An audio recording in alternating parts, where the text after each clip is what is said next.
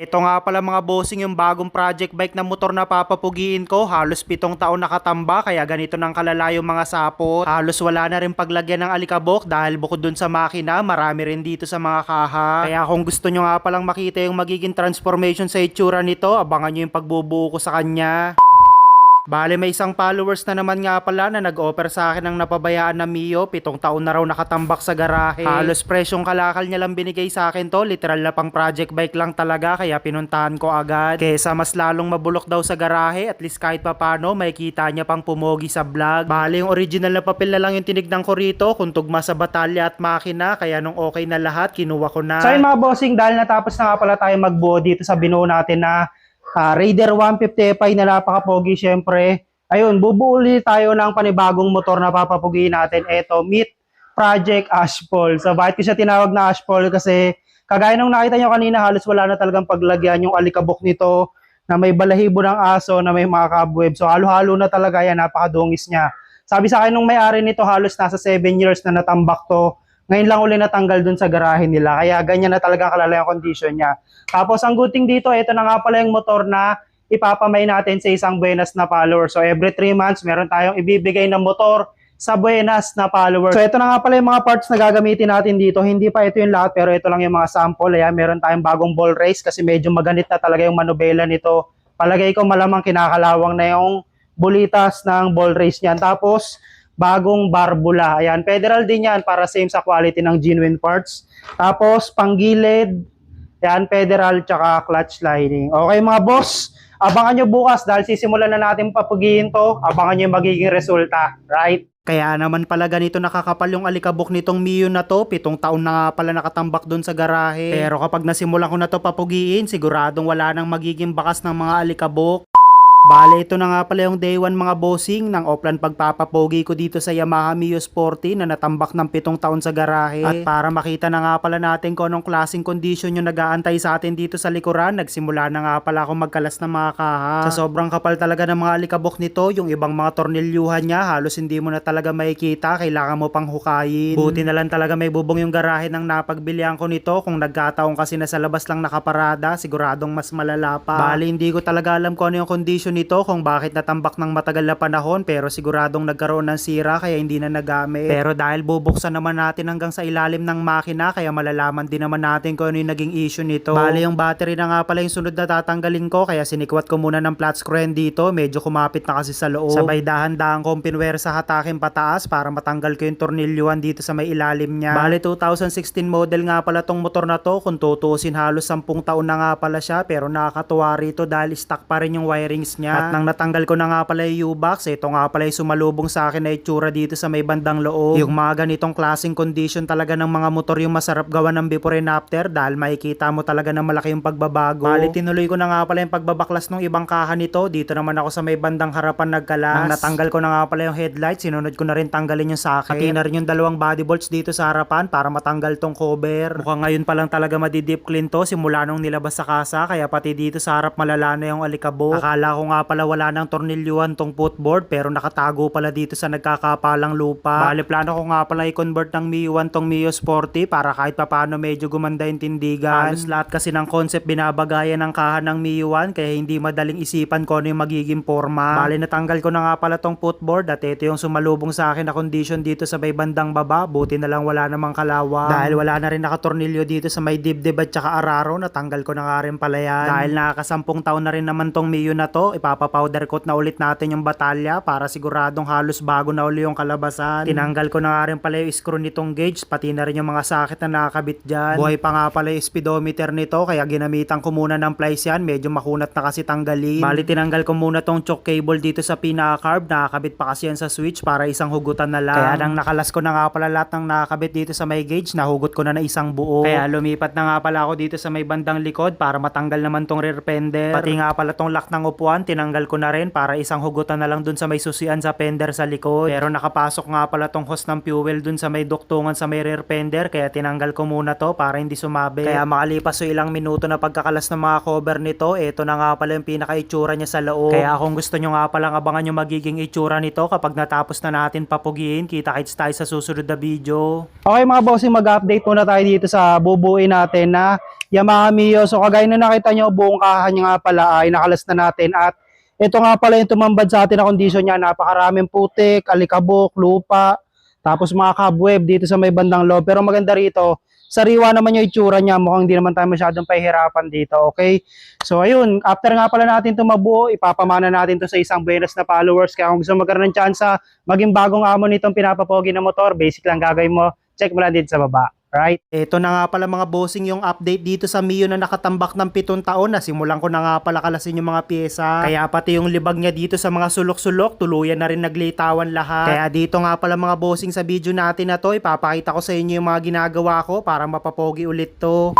Bale, ito na nga pala yung day 2 ng Oplan Balik Alindog nito ni Project Ashpol. Bale, yung target ko nga pala matapos ngayong araw mga bossing, makalas ko na lahat ng pyesang nakakabit dito sa batalya para mapapowder coat na rin natin to. Kaya sinimulan ko na nga pala sa pagtatanggal ng socket na nakakabit dito sa harness para mahugot natin siya na isang buo. Mukhang hindi pa rin nakakalikot yung harness nito dahil all stock talaga yung wirings niya. At makalipas sa ilang minuto na pagkakalas ko, nahugot ko na nga pala yun ng isang buo. Sinunod ko na nga pala tanggalin yung mga tornilyo ng bracket nitong pinaka brake hose para mahugot pati yung caliper. Tapos lumipat naman ako dito sa may bandang taas, tinanggal ko na yung Allen bolt nitong brake master. Halos dumikit na rin yung hand grip dito sa manubela dahil nagkakatas na talaga sa loob. Hindi na rin maikot ng kamay yung adjuster nitong preno sa likod, kaya ginamitan ko na ng impact para matanggal yung nut. Bale, may bracket nga pala yung brake cable dito sa ilalim, tinanggal ko lang yung dalawang tornilyo niyan dahil isasama ko na rin ipa-powder coat. Tinanggal ko na nga rin pala yung kable dito sa brake lever dahil tatanggalin ko na yung assembly niya. Kaya nung naluwagan ko na yung lock nut sa ilalim, bagya ako nga pala yung pinukpok dahil medyo maganit kasi hugutin. Tapos lumipat muna ako dito sa may bandang likod, tinanggal ko na yung tornilyo nitong gas tank. At ito nga pala yung naghilaw sa akin na alikabok dito sa may likod ng airbox, medyo malala na rin. At para may tuloy natin yung pagkakalas dito, tinanggal ko na nga rin pala yung lock nitong manubela, tapos bagya akong pinukpok paangat. Niluwagan ko na nga rin pala yung lock nut nitong throttle cable para wala nang kabling nakakabit dito sa batalya. Bale, may passenger footrest pa nga pala na nakalagay dito pero wala na akong planong ikabit yan para mas malinis tignan dito sa gilid. Medyo makapal na rin yung kalawang dito sa spring nitong side stand, kaya tinanggal ko na rin yung tornilyo niyan, saka ako hinatak pababa. Kaya nang wala na nga pala nakaharang dito sa may lock nut itong tambutso, tinanggal ko na nga pala yung dalawang nut. Mukhang medyo matagal na panahon na yung huling beses na natanggal yung tornilyo nitong tambutso dahil sobrang kunat talaga tanggalin. Yung tipong kada pitikon nitong impact, kusa nang nahuhulog yung mga kalawang sa loob. Bali, hugutin ko na nga pala yung makina ngayon, kaya tinanggal ko na yung 12 at 14 na tornilyo dito sa ilalim. Pero kinalangan ko muna ng flat screw yung isang side para kapag natanggal na yung 4 na tornilyo, hindi siya mahulog. Kaya nang natanggal ko na nga pala tong rear shock dito sa may bandang likod, huhugutin ko na sana, kaso nakalimutan kong kinalang ko pala yung flat screw sa gilid. At makalipas yung 10 taon na pagsasama nila, sa wakas bahagya muna natin sila paghihiwalay nitong makina. Bale, ito nga pala isa sa mahirap tanggalin lalo na sa mga all stock na Mio, yung tipong hindi pa talaga natatanggal simula dati itong telepono. Kahit anong pitik ko kasi nung impact, hindi talaga natitinag tong tornilyo, kaya binabarang ko muna ng WD-40. Saka ako nga pala ginamitan nitong dalawang T-wrench para siguradong mas may puwersa. Bukod sa maigpit talaga yung pagkakabit niyan, mukhang pinahiran pa ng pandikit, kaya sobrang hirap talaga tanggalin. Kaya nang nakalas ko na nga pala sa may taas, dito naman sa may bandang baba, pinukpok ko muna yun ng konti para lang matinag. Tapos kung ano yung ginawa ko sa taas, ganun lang din ginawa ko rito. Medyo maigpit talaga yung pagkakalagay dito. Kaya makalipas sa ilang minuto na pagkakalas natin, sa wakas natanggal na nga pala natin tong telepono. Bale, yung tipos na nga pala yung sunod ko na tatanggalin, kaya kinalas ko muna yung gulong dito sa harapan, tapos yung mga lock nitong front shock. Dahil mukhang first time palang matatanggal tong front shock, kaya medyo makapit pa talaga dito sa pinakatipos niya, kaya bahagya ko munang pinukpok dito sa taas. Kaso medyo napasobra nga pala ako sa pagkakapokpok dito dahil nahulog dito sa tiles. Buti na lang matibay talaga pagkakabit dito sa garahe. Kaya after natin mahugot yung dalawang front shock, ito namang lock nut nitong tipos yung tinanggal ko. Kaya pala medyo maganit na yung manubela nito, nasira na nga pala yung pinaglalagyan nitong bearing. Halos patuyo na rin yung grasa ng bearing dito sa taas, tapos kusa nang humiwala yung dito sa baba. Pero wala naman tayong problema sa ganyan dahil literal na magiging change oil talaga to para maging smooth ulit kapag natapos natin mabuo. ko. Bale sa dami nga pala ng tinanggal ko na tornilyo rito, eto lang yung naging sakit sa ulo ko. Bumilog na kasi yung dito sa may bandang footboard. Kaya yung naging plano ko nga pala rito, lalagyan natin ng gatla para matanggal natin gamit yung impact. Kaya sinimulan ko na nga pala grinderin sa may gitna pero hindi ko sinagad sa dulo, nilagyan ko lang talaga ng gatla. Kaya nang nakita ko na sakto na yung pagkakalinya natin dito, saka ako ginamitan ng impact, buti natanggal din agad. Okay mga bossing, mag-update muna tayo ng mga natapos natin gawin para dito ngayon sa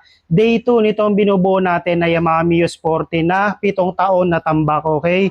So yung kagaya ng nakita nyo mga bossing na paghiwalay na nga pala natin yung makina natin tsaka yung batalya dahil plano ko kasi dito lahat ng metal parts na gagamitin natin ay ipapapowder coat natin para literal na pang matagalan na bago ulit pumangit yung pintura, okay? Yan, batalya, yung tipos papapowder coat din natin pati yung mga bracket niya, basta lahat ng bakal na gagamitin pa natin, okay? Tapos ito nga, nahugot na nga pala natin yung makina. Ayan yung sumalubong sa atin, medyo makapal-kapal din yung libag niya rito. Pero tingin ko naman mukhang sariwa pa yung makina. Pero syempre, para sigurado tayo na good running condition to kapag natapos na, syempre, i-refresh natin hanggang sa baba. Tapos, yun nga pala kanina, nung natanggal na nga pala natin yung ball race ng manubela niya, ayan, kaya pala sobrang ganit niya. Durog-durog na yung pinaka-housing nitong bulitas. So, syempre, naka-ready na tayo para dyan. Kaya, ayan, meron tayong federal parts na bagong ball race na isasalpak dito sa ating binubuo na Mio para sure ball tayo na smooth yung handling natin. Okay, hindi lang yan. Pagdating naman sa ating makina, ayan, naka-ready na rin yung barbula na gagamitin natin dito. Kaya ayun mga bossing, kung gusto nyo makita yung magiging itsura nito kapag nabuo na natin, kita sa next video. Right? Naghahanap nga pala kayo ng mabisang pa-powder coatan para sa mga metal parts ng motor nyo, baka dito na yun sa pinagpapasalangan ko ng project bike ko. Kung sa usapang quality kasi ng gawa, wala na rin talaga ako masasabi dito. Bale, ito na nga pala yung day 3 ng offline pagpapapogi nito ni Project Ashpol, itong nabili kong nakatambak na 7 taon na Mio. Bale, ngayong araw nga pala mga bossing, dadalhin ko na lahat ng metal parts na gagamitin ko dun sa pinagpapowder coatan ko ng mga project bike. Para may backup nga pala ako na stock mags, isasama ko pa rin to sa ipapapowder coat ko, kaya pagkatanggal ko nung disc, sinunod ko na nga rin pala yung dust seal. At dahil nga 7 taon na to nakatambak dun sa garahe ng pinagbilhan ko, kaya medyo maganit na rin tanggalin yung lock nut nitong gulong sa likod. Mukhang medyo napamahal na talaga sila sa isa't isa, ayaw na kasing maghiwalay. Hindi kasi natitinag sa impact ko pero buti na lang natanggal sa mano-mano. So ito nga pala mga bossing yung mga pyesang ipapasalang natin, lahat ng gagamitin pa natin na mga bakal. Itong batalya syempre, tapos yung manubela, ayan pakita mo manubela, yung tipos, yung telepono, tapos itong crankcase cover, itong pinaka CVT cover, yung tambutso, tsaka itong stock mags para may kapalitan tayo kapag medyo nagsawa tayo sa CNC mags yan, pwede natin ito ipasalpak, okay? So para makita nyo kung saan tayo nagpapa-powder coat na napakabisa, tara! Dahil medyo malayo na nga pala ako dun sa pinagpa-powder coatan ko, lumipat na kasi tayo ng bagong garahe, kaya maaga palang kinarga ko na tong mga ipapa-powder coat natin na parts. Sa mga nagtatanong nga pala kung paano pumunta rito, napaka-basic lang dahil searchable naman sila sa map, search nyo lang AB Custom Powder Coating and Sandblasting. Bali dito nga pala yun sa may Paranaque, halos 1 oras din yung biyahe galing sa bahay. Kaya para masimulan na rin nilang ma-powder coat itong mga pyesa natin, inisa-isa ko na nga pala yung ibaba. Pero dahil medyo marami yung ipapasalang natin ngayon, kaya hindi talaga ito matatapos ng isang araw, babalikan na lang natin. May mga nagwo-walk-in din kasi na nagpapa-powder coat dito sa kanila, marami rin kasi dumadayo. Kaya kung sakaling magpapasalang nga pala kayo ng mga mags nyo o kaya ibang metal parts ng motor nyo, pwede nyo muna silang i-message sa FB nila. Bali noong 2024, dito na nga pala ako nagpapasalang ng mga metal parts na pinapa-powder coat ko dahil mabisa rin kasi sila gumawa rito. Kaya kung usapang quality lang din naman hanap mo sa powder coat, hindi kayo mapapahiya sa kanila. Okay mga bossing, nandito na nga pala tayo sa lagi natin pinagpa-powder coatan ng mga binubuo natin na project bike. So ayun, kagaya ng nakita nyo nga kanina, ito na yung mga dinala natin, itong batalya, yung crankcase cover, yung mags, yung ating handlebar, yung tipos, pati itong ating stock pipe. So sa ngayon medyo madungis pa to at saka medyo may makakalawang pa, pero once na natapos na nila itong i-powder coat, ipapakita ko sa inyo yung magiging before and after nitong mga pyesang dinala natin. Tapos, ayun, kung napapansin nyo, dito nga pala sa pinakalikod natin, ayan, marami ng mags dito na naka-display na powder coated na. So, maganda rito, ayan na yung actual na pwede nyong pagpilian kung sakaling gusto nyong magpasalang ng mga mags nyo dyan. Ayan, pwede kayong pumili ng ganitong kulay.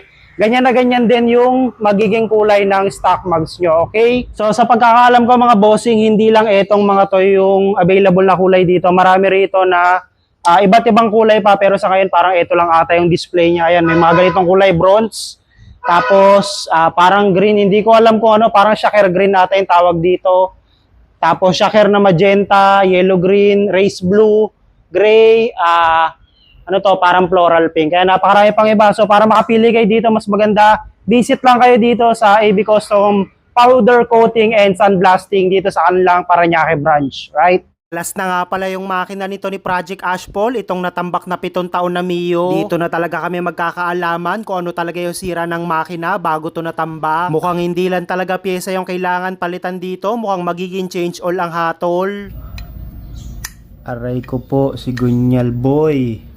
Bale, ito na nga pala yung day 4 ng offline balik alindog nito ni Project Ashpol. Itong nabili ko na Mio Sporty na nakatambak ng 7 taon. Dahil bibiyakin na nga pala yung makina nito, kaya dinrain ko na nga pala tong langis. Meron pa kasing natitira dito sa loob. Sa itsura nga pala ng langis na nandito sa loob ng makina, mukhang hindi naman to nasusunugan sa loob. Medyo maputi rin kasi yung loob ng crankshell, mukhang alaga rin naman ng dating may-ari. Bale, para masimulan na nga pala natin tong mabiyak, tinanggal ko na nga pala yung circlip dito sa may pulley side. Pati na rin yung oil seal tsaka yung flywheel, natanggal ko na rin sa gilid. Nakalas ko na nga rin pala yung 3 tornilyo nitong oil pump dito sa gilid. Tapos pinwesto ko nga pala yung dito sa may bandang taas para may kakapitan tong place na paghuhugutan natin. Bale, may 2 pilip lang yan dito sa pinakaloob. Nandito yung nakapwesto sa likod ng oil pump. Kaya bahagya ko nga palang inikot yung oil pump ng konti para sumakto lang dito sa butas niya at matanggal tong 2 pilip. At para nga pala tuluyang mabiyak na nga pala natin tong crankshell, kailangan muna natin tanggalin yung ehe nitong center stand. Isang araw ko na nga pala nababara niya ng WD-40 kaya medyo mabilis na natanggal. Kaya inisa-isa ko na nga palang tanggalin yung mga 8 na tornilyo dito sa loob. Yan na lang kasi yung nakakapit dito sa crankshell. Kaya nang na-double check ko na nga pala na nakakalas ko na lahat, saka ko nga pala bahagyang pinukpok yan ng mali. Mukhang ito rin yung pinakaunang beses na mabibiyak to dahil medyo makapit pa talaga yung pagkakalapat niya. At dito nga pala sa punto na to, dito na natin malalaman kung ano talaga yung nagtatagong sorpresa dito sa loob ng makina. Mukhang okay naman yung ikot nitong segunyal pero hindi ako nakontento dyan. Hinugot ko na pala sabay tuktok. Bali dito nga pala sa punto na to, medyo natulala ako ng bahagya. Medyo may naririnig kasi ako kapag tinutoktokan ko. At para madinig nyo rin ng malapitan etong naririnig ko, ipapakita ko sa inyo.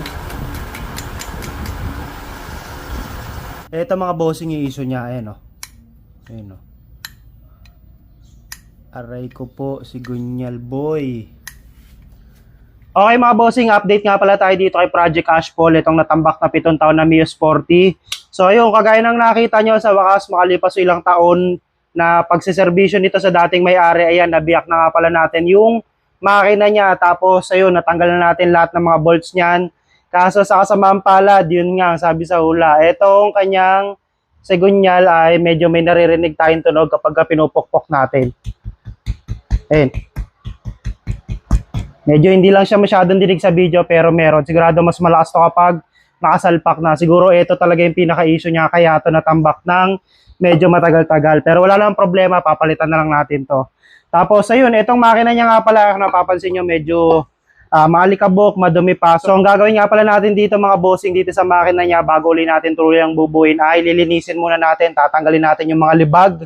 Papakinisin uli natin para kapag kinabit na natin yung mga parts niya ay tuloy-tuloy na tayo sa pagpapapogi nito. Okay mga boss? Kaya yun, sa mga nag-aabang ng magiging resulta nito mga bossing, kita-kits tayo sa mga susunod na video. Right? Eto na nga pala mga bossing yung iilang pyesa na gagamitin ko dito sa binubuo kong nakatambak na 7 taon na Mio. Dahil nalinis ko na nga pala yung makina, ready na ulit to para itayo. Bali nung nakaraang video nga pala, nabiyak ko na yung makina, kaya offline pagpapaputi naman itong crankshell yung gagawin ko ngayon. Kaya nung natapos ko na nga pala kuskusin yung mga sulok-sulok niyan, binalawang ko na rin agad ng tubig. Plano ko na rin to maitayo ngayon linggo, kaya nire-ready ko na nga pala yung mga pyesang gagamitin ko, kaya abangan nyo yan kapag sinimulan na natin. Yung dating madungis na metal parts nitong natambak na Mio na 7 taon, ngayon halos bago na pati yung batalya. Kaya ako nagbabalakang magpa-powder coat ng metal parts ng motor mo, ito yung the best na pagdalhan dyan. Bali nung nakaraang video nga pala natin, pinapowder coat ko na nga pala lahat ng metal parts nung binubuo natin na Mio. Dahil tapos na nga raw palang i-powder coat lahat ng pyesa, kaya pinuntahan ko na nga pala dito sa AB Custom Powder Coating and Sandblasting. Dito lang yan sa may Parañaque. Okay mga bossing, makalipas nga pala ilang araw na pag-aantay natin dito sa mga metal parts na pinasalang natin dito kay AB Custom Powder Coating and Sandblasting. Ito na nga pala mga bossing yung finished product ng mga pinapowder coat natin na pyesa. Okay, so para makita nyo isa-isa yan, ayan, ipapakita natin sa inyo. Simulan natin dito sa ating napaka-poging mugs. Kung medyo familiar kayo sa mga naglalabasan ngayon na Mga CNC mags, eto kung mapapansin nyo yung kulay niya, halos hindi nagkakalayo sa ganun. Pero maganda rito stock mags, kaya medyo talagang kakaiba yung itsura niya. Dito nga pala sa kanila mga bossing, kung sakaling gusto nyo magpasalang ng mga metal parts ng motor nyo, ako napapansin nyo sa likod ko, marami na rito naka-display na mags para in case na gusto nyo pumunta dito sa AB Custom Powder Coating and Sandblasting, dito sa kanilang main branch sa Parañaque. Ayan, pwede na kayong pumili kung anong kulay yung gusto nyo ipasalang. Tapos ang mas maganda yan, syempre, kung ano yung kulay niyan, ganyan na ganyan yung magiging kulay ng papasalang nyo rito, okay? Tapos dito nga pala sa batalya natin na medyo talagang kalawangin. Kung nakita nyo yung last video natin dito, ayan, ito, medyo malala na yung kalawang niya dito sa mga patungan ng U-box, dito sa may bandang footboard. Pero ngayon, ayan, kung mapapansin nyo, napakaganda na. Daig pa brand new mga bossing, sobrang quality niyan. Tested ko na rin yan kasi 2 taon na tayo nagpapa-powder coat dito. Tapos, yung stock pipe na gagamitin natin, ayan, parang bagong labas sa kasa, no? Matte black yung pinagawa natin para magmukhang brand new. Tapos yung ating CVT cover, ayan, glossy black. Handlebar, glossy black din. Tapos yung tipos natin, matte black naman, okay? Okay mga bossing, para nga pala sa mga followers natin na taga dyan sa Cebu, marami kasi nagtatanong sa atin kung saan may mabisang nagpa-powder coat dyan. Eto, good news mga boss. Dahil, ayan, sila madam, mag-o-open na sila ng branch sa Cebu City. Para malaman yung address, ma'am, ano ba yung search nila? Search nyo lang, ito, Chroma Custom Powder Coating sa Lapu-Lapu, Basak. So, madali nyo lang po hanapin doon. Mag-o-open po tayo ngayong July 8, mga bossing. Tapos, meron po tayong pa-promo, meron tayong 50% off. With t-shirt na po yun mga bossing. So sa mga gusto pong pumunta doon, yung iba po mga bossing nagpa-reserve na. So i-chat nyo lang po si Chroma Custom Powder Coating po. Pwede po kayo doon mag-chat direct para po sa mga magpapaschedule po sa opening. So ano pa inaantay nyo mga bossing? Chat lang kayo doon sa Chroma mga bossing. 7 days to go dahil July 8 mag-open na sila. Kung gusto nyo magpasalang, gusto mo quality na powder coat, ayan, matik yan, punta lang sa branch nila. Right? Dahil medyo nag-uulan nga pala ngayong araw, minadali ko na rin may karga itong mga piyesang pinapowder coat natin. Dahil kompleto na rin tayo para sa mga pambuo na piyesa, malapit ko na ulit itayo si Project Mio. Kaya kung gusto nyo abangan yung magiging itsura nito, kita kayo sa susunod na video. Nalinis ko na nga pala yung makina nitong Mio na nakatambak ng 7 taon. Yung akala kong segunya lang yung problema, pati pala dito sa head. May kayod na kasi yung camshaft, nadamay pa yung rocker arm, kaya gastos talaga malala. Palit bagong bulb na rin para sigurado sa performance.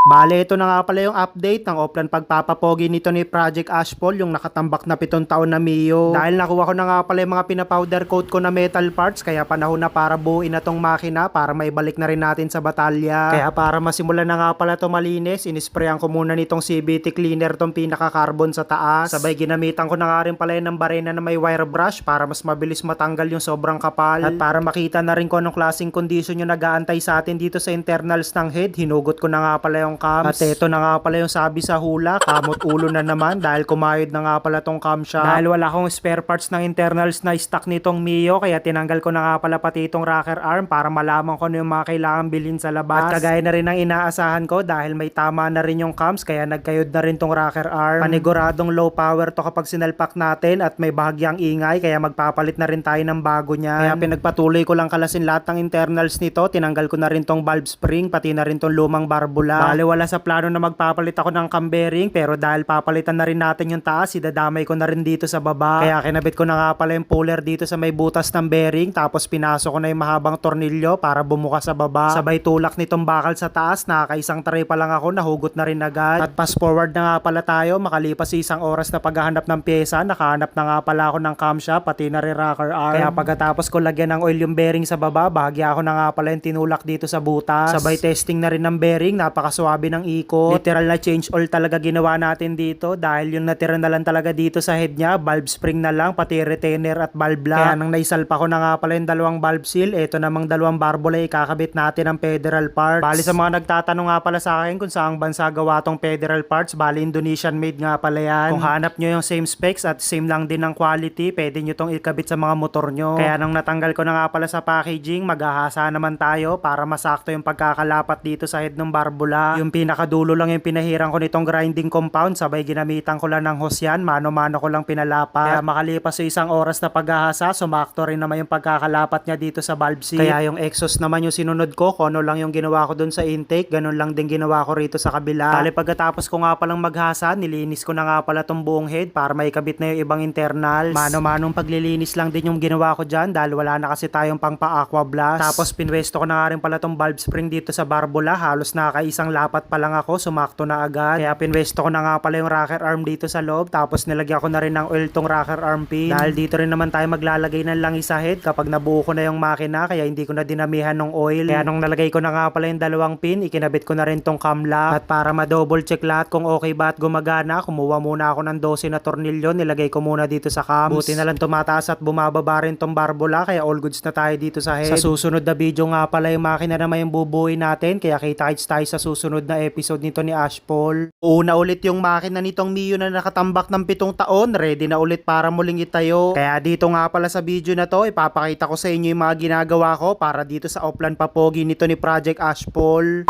Bale, ito na nga pala yung day 7 ng pagpapapogi ko dito sa nanlilimahid na Mio, natambak kasi ito ng 7 taon. Bale, ngayong araw ko na nga pala bubuin tong makina para sa susunod na video, may kabit ko na rin sa batalya. Kaya pagkatapos ko nga pala lagyan ng langis tong crankshaft, pinasok ko na nga pala yan dito sa butas ng crankshell. Nag-finger licking good na rin tayo ng gasket maker dito sa pagitan nitong crankshell para may balik na natin yung kabila. Naglagay na rin ako ng konting langis dito sa sinasalpakan ng bearing para smooth lang kapag pinasok. Kaya nang sakto na nga pala yung pagkakapantay ko nitong crankshell, nilagay ko na nga rin pala yung mga tornilyo niyan dito sa loob. Bagya ako na rin sinipat yung paglalagyan nitong oil pump para sakto lang kapag nilagay na natin tong 2 tornilyo niya. Kaya nang nakita ko na all goods na sumasabay sa ikot ng sigunyal, nilagay ko na yung 2 tornilyo dito sa tapat ng butas. Nilagay ko na rin yung paper gasket nitong cover para siguradong walang tagas. Pinalapat ko lang ng bahagya itong pinaka-cover, sa ako nilagay yung 3 tornilyo. At bago nga pala natin ilalagay itong stator, dahil medyo malibag na rin yung itsura niya, kaya nilinis ko muna ng gasolina. Medyo masagwa kasi tignan kung i-as-is lang natin na isasalpak na ganito dahil malibag talaga. Kaya pagkatapos ko nga palang linisin, ito na yung naging kulay niya, halos parang naging bago. Sinulot ko na yung 2 socket nitong stator dito sa may butas ng crankshell, tapos pinwesto ko na nga pala to sa gitna. Kinabit ko na rin yung 3 allen niya, pati na rin yung tornilyoan dito sa may pulser. Dahil wala nga pala nakalagay na kunya yung nilagay ko na sigunyal dito kay Project Ashpol, kaya kinalas ko muna yung kunya dito sa luma. Kaya nang nailipat ko na nga pala rito, sinalpa ko na rin tong magneto. Pinasok ko na rin yung makapal na washer sa loob, sabay lagay nitong lock na. Sabay ginamitan ko na rin ng impact para wala nang kontrahan sa kabila. Bale, magpapalit na nga rin pala ako ng orig na base gasket, buti na lang may natitira pa akong stock. Hindi ko pa nga pala nalilinis yung ibabaw ng piston, kaya para mabilis nating matanggal yung carbon, ginamitan ko na nga pala ng barena na may wire brush. Bale, all stock lang uli yung ginawa natin dito kay Project Ashpol dahil plano ko rito pang araw-araw lang din. At pinwesto ko na nga pala tong piston dito sa may connecting rod, dinahandaan ko lang ipasok tong piston pin. At para smooth lang to kapag pinasok na natin sa block, nilagyan ko na nga pala ng langis yung gilid niyan, pati na rin yung mga piston ring. Kaya nang napwesto ko na nga pala yung block dito sa gitna, halos nakakaisang salpak pa lang, pumasok na rin sa loob. Sinentro ko na nga rin pala yung magneto dito sa may gilid para may salpak na rin natin yung head. Dahil wala nga pala ako mahanap na orig na head gasket, kaya replacement lang yung nabili ko, pero pinahiran ko yan ng gasket maker para sure tayo na walang tagas. Medyo naginarti lang ako ng bahagya dito sa head kahit na all stock lang yung makina para dagdag forma kahit papano. Pinalitan ko ng poging head nut, tapos kulay blue na alloy washer. Kaya nang nailagay ko na nga pala yung head nut, inisa-isa ko na nga rin pala yung sikipan. Bale, pinwesto ko na nga rin pala yung cam gear dito sa head para mailagay na rin yung tornilyo niya. Kaya nang maayos ko na nga pala nahigpitan, kinuha ko na nga pala yung tensioner, dito ko na yung nilagay sa taas. Ibinali ko na nga rin pala yung pinakatakip niya na goma para hindi pasukin ng tubig. Kaya pinwesto ko na nga pala sa harap ko yung makina para masukat natin yung valve clearance. Dahil all stock lang din yung makina nito, stock clearance lang din yung ginawa natin ng factory. Kaya sunod ko nga palang ginawa, tinanggal ko na nga pala yung o-ring nitong tappet cover, magpapalit na rin tayo ng bago para siguradong walang tagas dito sa head. At makalipas nga pala yung 6 na episode nito ni Project Ashpol, sa wakas sa susunod na video, tuluyan na natin tong masisimulang papugiin. Kaya kung gusto nyong abangan yung magiging resulta nito, kita-kits tayo sa mga susunod na video.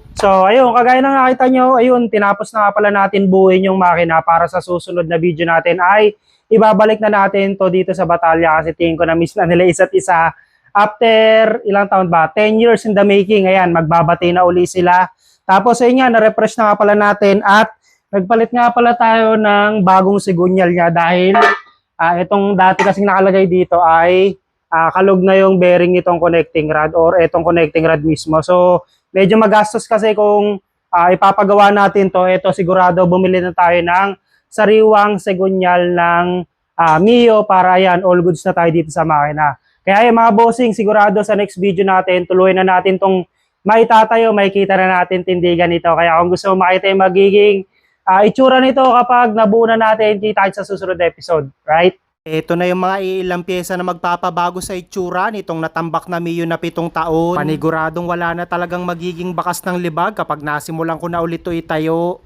Bali ngayong araw na nga pala natin bubuuin yung wheelset nito ni Project Ashpol, kaya pumunta na nga pala ako dito sa shop para may kabit yung gulong. Bali TR6 Spider na CNC mags nga pala ikakabit natin na mags, tapos teternoan natin yan na Seneos na gulong na ZN62. Pang araw-araw concept lang yung ginawa ko rito para pwedeng gawing pangharabas lalo na pamalengke. Kaya kung gusto nyo nga pala abangan yung magiging resulta nito kapag natapos na, kita kahit sa mga susunod na video. Nalinis ko na nga pala yung makina nitong Mio na nakatambak ng 7 taon, yung akala kong segunya lang yung problema, pati pala dito sa head. May kayod na kasi yung camshaft, nadamay pa yung rocker arm, kaya gastos talaga malala. Palit bagong bulb na rin para sigurado sa performance.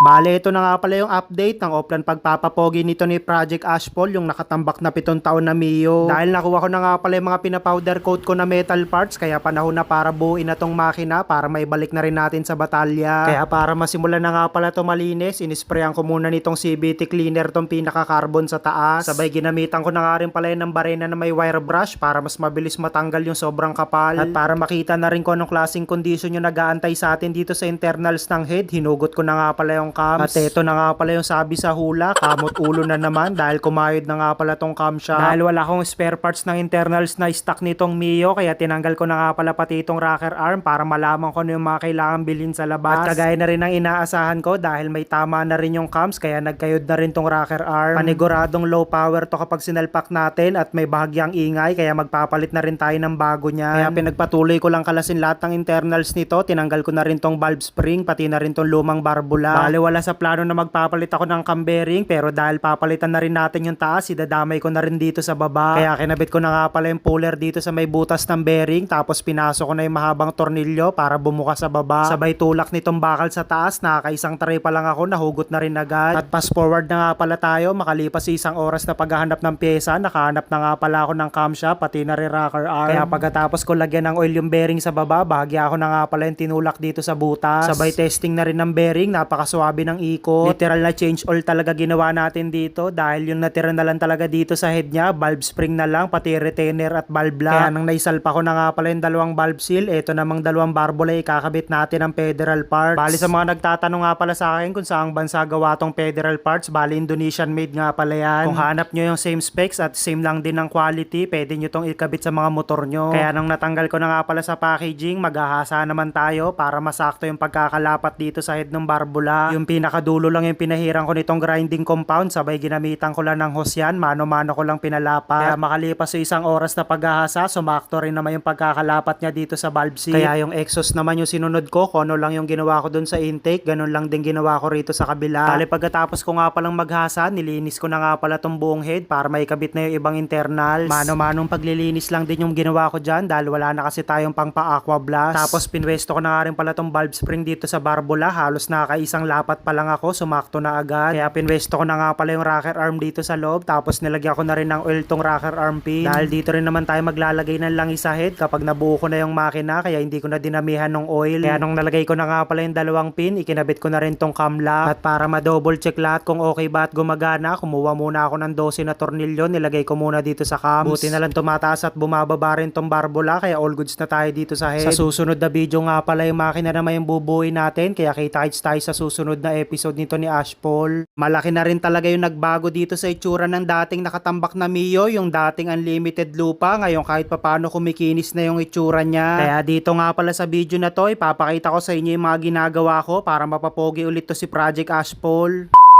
Bale, ito na nga pala yung day 8 ng offline pagpapapogi nitong nabili kong nakatambak na Mio. At para may tuloy na nga pala yung pagpapapogi dito kay Project Ashpol, kinuha ko na nga pala tong rear shock na isasalpak natin. Bale, TRC nga pala yung na-adjustable. Kaya nung naisalpak ko na nga pala dun sa may bandang batalya, kinabit ko na nga rin pala tong white bolts dito sa may crankshell. Dahil hindi na rin natin kakalasin tong rear shock, kaya inigpitan ko na nga pala yung pagkakabit ng lock nut dito sa taas. At ito nga pala yung pinakaunang inner fairings na ikakabit natin, itong rear fender. Pero bago ko nga pala to isasalpak, nakasalpak, nilagay ko muna yung susian dito sa may compartment. Dito kasi nakalagay sa gilid. Bali, hindi na nga pala ako nagpalit dito ng ignition keyset dahil okay pa naman yung nakasalpak dito. Kaya nang nasentro ko na nga pala tong fender dito sa may gulong sa likod, saka ako nga pala hinigpitan yung tornilyuhan niya. Pwede kasing maging hindi yan pantay, lalo na kung hindi sakto yung pagkakabit dito sa likod. At dahil sa susunod na part nga pala nito ni Project Ashpol, yung makina naman yung pagaganahin natin, kaya kinabit ko na nga pala tong bracket nitong tambutso. Bali, alloy type nga pala yung gagamitin natin, hindi ko na sinalpak yung stock na telepono para kahit papano medyo gumanda yung itsura. Kaya nang mahigpit na rin yung pagkakatornilyo ng bracket, ipinwesto ko na nga pala tong tambutso dito sa may head, sabay kabit ng dalawang lock nut. Nagpalit na nga rin pala tayo dyan ng bagong exhaust gasket, yung luma kasi nakasalpak pit-pit na. Bali, yung unang plano ko nga pala dyan, Indo pipe yung ikakabit natin, kaso medyo mainit kasi ngayon dito sa Pinas sa mga pipe, kaya stock na lang. Para wala na rin sakit sa ulo, lalo na kapag dumayo tayo sa Valenzuela. Bali, naglagay na nga rin pala ako dyan ng heat guard, pati na rin garnish. Inuwesto ko na nga rin pala tong ignition coil dito sa may bandang shroud, tapos kinabit ko na rin yung negative wire niya. Dito ko nga pala yung tinurnilyo sa may starter. Bali, nung isang araw nga pala nilinis ko na yung carb, hindi ko na lang naipakita sa video, kaya ikakabit na rin natin tong throttle cable. All stock lang din yung ginawa natin sa makina nito ni Project Ashpol, kaya literal na all stock lang din yung carb. Tinesting ko na nga rin pala kung sakto lang yung balik nitong kable kapag hinatak natin, buti all goods lang. Bali, kinalas ko muna yung gulong dito sa harapan, dahil kakabit na nga pala natin tong disc. Bali, hindi na nga pala tayo nag-drop ng front shock, kaya gagamit na lang ako nitong lowering bolt para 2 bolts pa rin yung mailagay dito sa may tipos. Para kung sakaling gusto natin ibalik yung standard height dito sa harap, madali lang din gawin. Kaya pagkatapos ko nga pala may kabit yung tag 2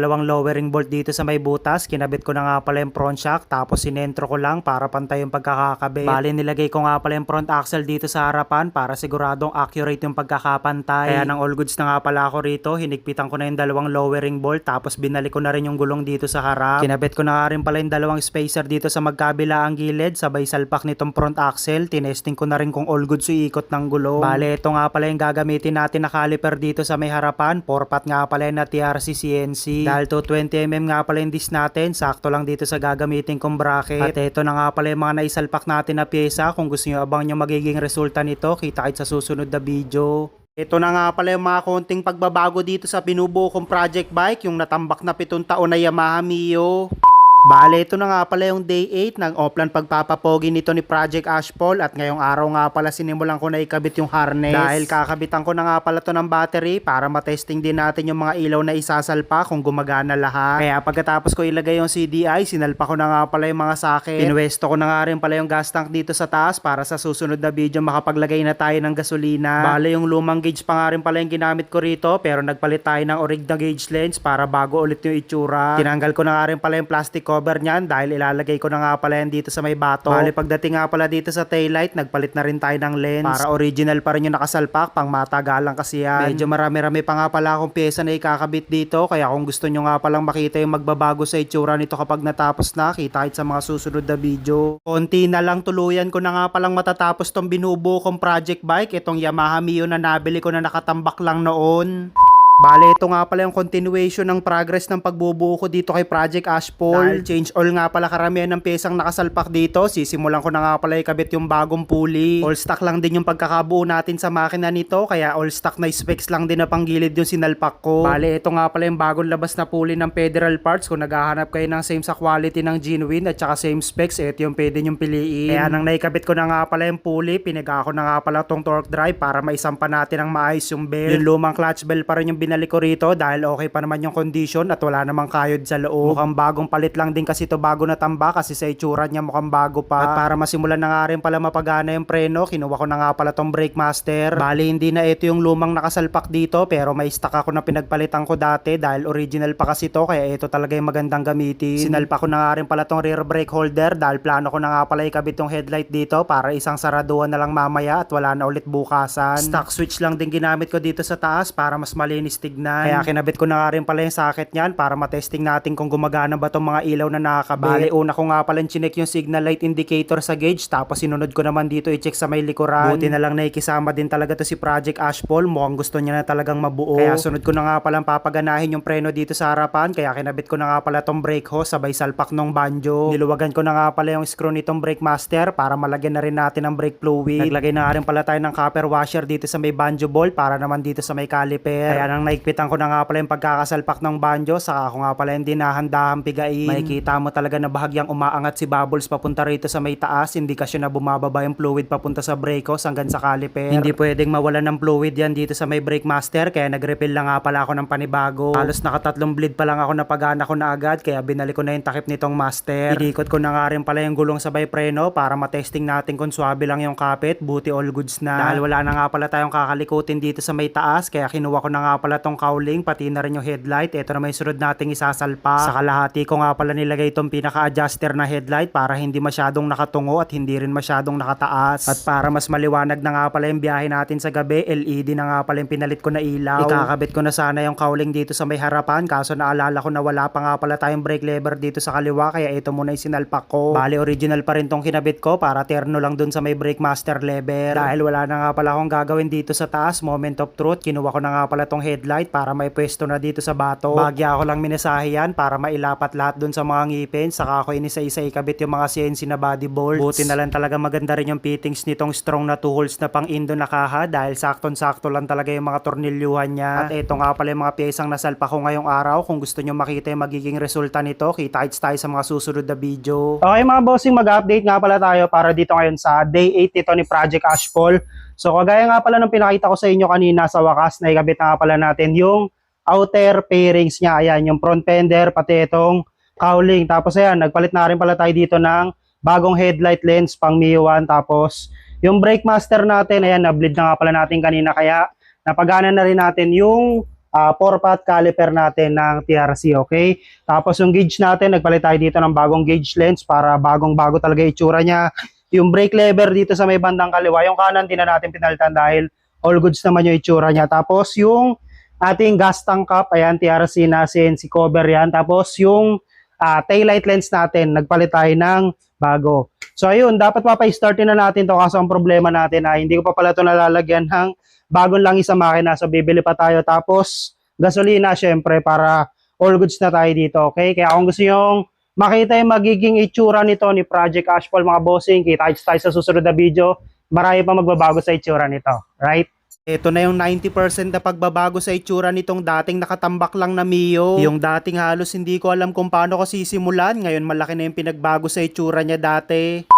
Bale, ito na nga pala mga bossing, yung day 9 ng offline pagpapapogi nito ni Project Ashfall. Bale, halos ilang pyesa na lang yung kailangan may kabit dito para tuluyan na nga palang matapos. Kaya sinimulan ko na nga pala ilagay yung signal light lens dito sa may harapan para makita na rin natin kung ano yung itsura nito kapag may kaha. Pinwesto ko na nga rin pala tong dibdib sa likod, tapos nilagyan ko na nga pala ng body clip tong mga footboard. Mahirap na kasing ilagay yan kapag naisalpak na. Bale, mga bagong body clip na nga pala yung nilagay natin dyan para wala na rin kalawang at pang matagalan na nagamit. Kaya nang nalagyan ko na nga pala lahat ng dapat lagyan ng body clip, ipinwesto ko na nga pala yan dito sa may tapakan, tapos niready ko na rin itong mga CNC na footboard bolts. Bali, halos maghapon nga pala umuulan ngayong araw, kaya medyo madilim talaga dito sa garahe. Pero para maituloy natin yung pagbubuo dito kay Project Ashfall, tuloy-tuloy pa rin tayo sa paggagawa. Dahil ginawa ko na nga palang Mio 1 to si Project Ashfall, kaya nagpalit na rin tayo dito ng cowling bracket sa may harapan, yung pang Mio 1 din. Medyo mahaba kasi yung pang sporty na kinakabit dyan, kung hindi natin tatabasan, hindi talaga mailalagay yung kaha sa harap. Kinabit ko na nga pala tong busina, pero hindi ko sigurado kung gumagana to, kaya tinesting ko muna. Buti na lang gumagana pa pala yung businang nakasalpak dito dati, kaya tinuloy ko na nga pala yung pagkakabit ng kaha rito. Sinunod ko na nga pala tong araro. Dito mo talaga mas ma-appreciate yung tindigan nitong motor, lalo na kapag nalagyan na ng outer fairings. Minsan kasi kahit napakasimple lang ng forma, pero kapag nalagyan ng magandang kaha, gumaganda talaga yung tindigan. Bale, nang nailapat ko na nga pala yung mga ngipin nitong kaha dito sa may harapan, inisa-isa ko na nga rin pala ikabit yung mga CNC na body bolts. Wala na nga pala tayo dyan kinabit na kalawangin, lahat ng body bolts na nakasalpak, puro bago na. Bale, nang okay na nga pala ako sa may harapan, dito naman tayo sa may bandang gilid maglalagay, kaya kinabit ko na tong side cover. Tapos pinwesto ko na nga rin pala tong maliit na kaha na nagdudugtong dito sa may dalawang side cover para mailapat sila ng maayos. Bale, nagpalit na nga rin pala tayo dito ng orig na grab bar ng pang Mio 1 para bumagay dito sa kulay ng kaha. Pinares ko na sila sa pintura. Sa mga nagtatanong nga pala kung sino bumanat nitong kaha natin, shoutout nga pala sa tropa natin kay JB Repaint. Kung gusto nyo magpatira ng kaha nyo, message nyo lang siya. Dahil may mga ilang pyesa pa nga pala ako napahabol pahabol na hindi pa dumarating kaya hindi muna natin matatapos tong video na to ngayong araw. Pero halos isang video na lang naman yung kasunod nito, siguradong finish project na to si Project Ashpol. Kaya kung gusto nyo nga palang abangan yung magiging finish project natin dito, kita-kits tayo mga bossing sa susunod na video, meron pang mababago sa itsura nito. Medyo marami ng lupain na naipon tong bagong motor na papapugiin ko ngayon, Yamaha Pino nga pala. Mahigit 3 taon na daw to nakatambak, sabi nung nabilihan ko, plano niya sanang i-restore kaso nagbago yung isip niya. Kaya dito nga pala sa video na to, ipapakita ko sa inyo yung mga gagawin ko para mapapogi ulit to si Project Pinoy. Bali, ganito nga pala yung istorya nito. May followers na naman na nag-offer sa akin ng Yamaha Pino niya. Sakto naman na medyo malapit lang sa akin yung lugar kaya pinuntahan ko na agad. Dahil medyo na-miss ko rin magbuo ng single gauge na Mio kaya kinuha ko na nga rin pala noong na-check ko na okay naman yung mga papel. So ayun mga bossing, ipapakilala ko nga pala sa inyo itong bagong project natin. Meet Project Pinoy. So Yamaha Pino nga pala to na single gauge dahil dati nakabuo na tayo ng dual gauge. Ito, literal na change all yung mangyayari rito. Kaya kung napapansin nyo naman, hindi naman siya ganun kalala yung condition pero halos lahat ng pyesa rin nito papalitan natin para sure ball na magiging pogi ito. Kaya para masimulan natin, tara na!